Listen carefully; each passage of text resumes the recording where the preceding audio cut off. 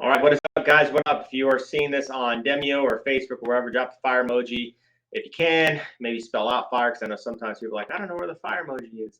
You can just type fire up, and we're going to go ahead and dive into today's training on how you can more focus your brand so people resonate with it more. And I think it's extremely important when people focus on that. So let me make sure it's streaming right. My face is actually in it. We got my handy dandy drinky.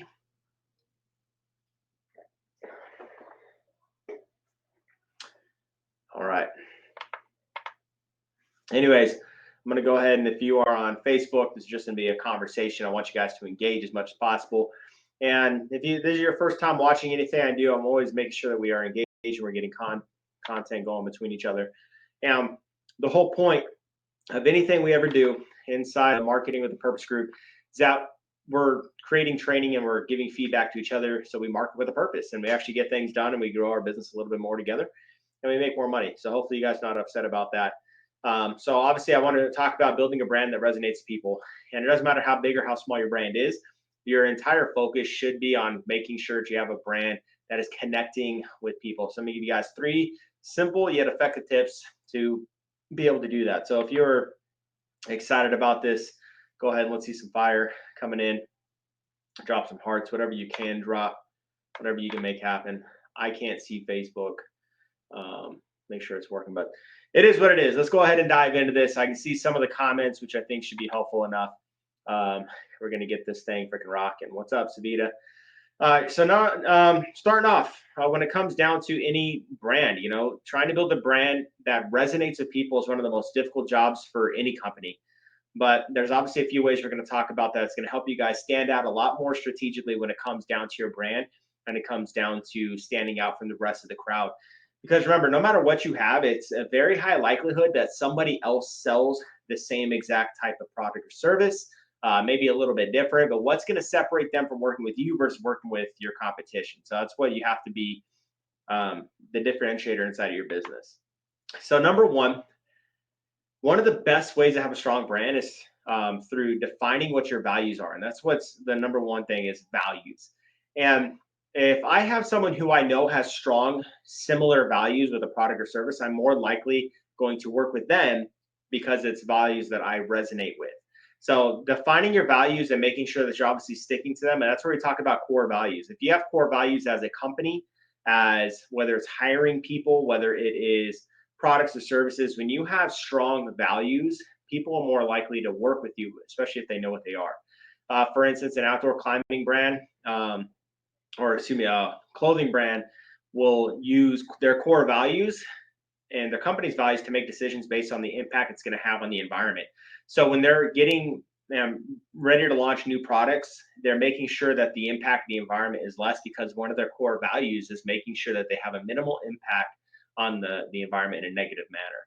They've also built their entire company around this, and that's one of the big things why they may separate themselves. There's I can't remember who it is, but the shoe company where every pair of shoes that is bought, they donate a pair of shoes to the less needy, right? Like that's their core values. That's their company for it.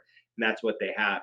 When you look at Zapios or Zapios, however the hell you say their name, they built a great brand around mission and values. And that's where their entire company is built up around these types of things. So you have to make sure that even if it's maybe not convenient financially, like I know there's some companies that will sacrifice their values to save a buck. That's what you can't be focused on doing is like, let me just save a buck by eliminating my values. It's not how that works. So make sure that you're sticking with your values so you can connect with the customers.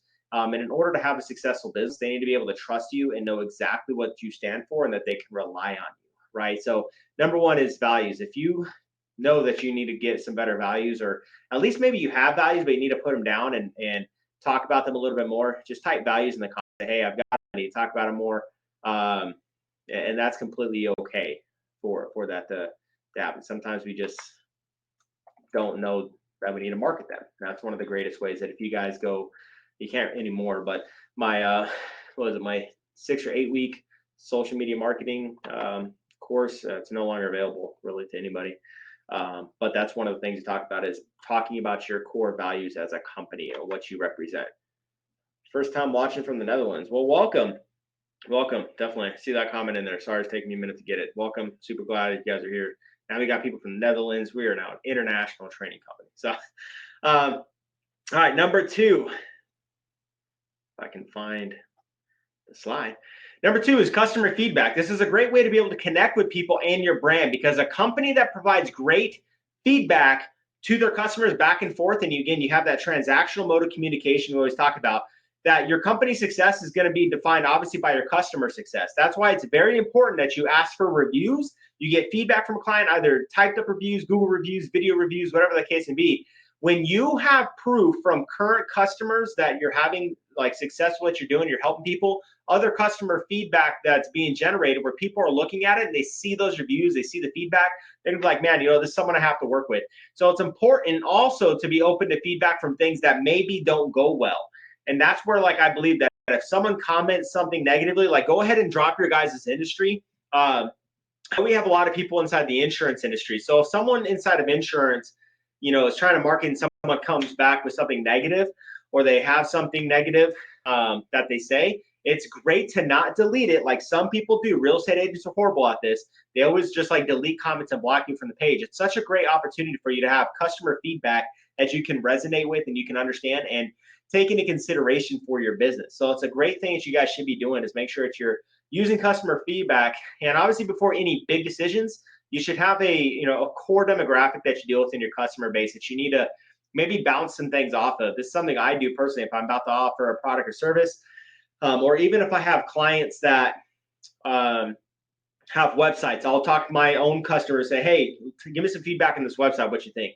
So again, if you run it by your customers, see how they feel about a current situation, about revamping a website or whatever the case may be, get the feedback from your current customers to make that happen. And that feedback is what's going to be able to drive a lot more traffic to your business, and letting your customers know that you obviously care about their opinions before you make massive decisions. So it's one of the great things that you can definitely check out and be able to do that inside of that realm. So make sure that if most of them are okay with it and they're like, hey, it's a great idea, I love it. Oftentimes they'll be like, hey, I love that idea, I definitely want to buy this. What is this? Right? Like that's one of the good things about it too. But if they seem to be in the opposite, like, hey, that's a terrible idea, I don't think it works. Maybe sometimes you have this great vision, an idea of what you want to offer people, but it falls flat completely. So sometimes it's better to have that small demographic to get solid customer feedback before you make any decisions. So number three, the last one for today, is focus on solving customers' problems. If people see that a brand is solving their problems and they're trying to make their life better and easier, then they're going to be more focused on working with that company as a client. So customers want to know that you're going to obviously listen to them and that you will help. When there's a problem with maybe if you have an actual restaurant, maybe there's a problem with an order that took place. Again, identifying those problems and solving those problems would be a great way to be like, hey, you know what? They listened to me. They solved this problem that I had and it got done. That's what they want to deal with. Maybe even if you have a negative customer that does have something going on, they want someone from your company obviously to be available so they can get help and get this thing corrected. So again, great feedback and then solving customers' problems when it comes down to not only your product and service solving their problems, but maybe something went wrong with your product or service and you're there to solve the problems. If you don't, like, I know there's some other marketing companies out there that they have a lot of success. They have, hundreds of thousands of clients all over the country and all over the world, really. But the number one complaint I always see in the group is that they have no customer service, and they actually cancel their shit. They can't even cancel through the company. They have to go to their bank and cancel everything. Like, that's horrible customer service. So if they have a problem with a program, they don't issue refunds like they promise, and it's a lot of stuff. So I have people from those groups that come to me and say, hey, I need your help with this. What do you have to offer? And because of that shitty customer service and them not solving problems, they lose those customers and I get them. And that's pretty awesome, right?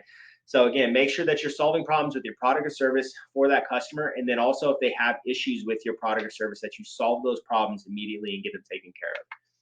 So those are those three simple things, guys. We're going to do review, do, join, go. Is number one, review these tips and see where you can go and improve yourself. Look at these three areas of what you can do. Maybe you're putting your values out there a little bit more effectively. How can you get better customer feedback, and how can you solve problems a lot faster?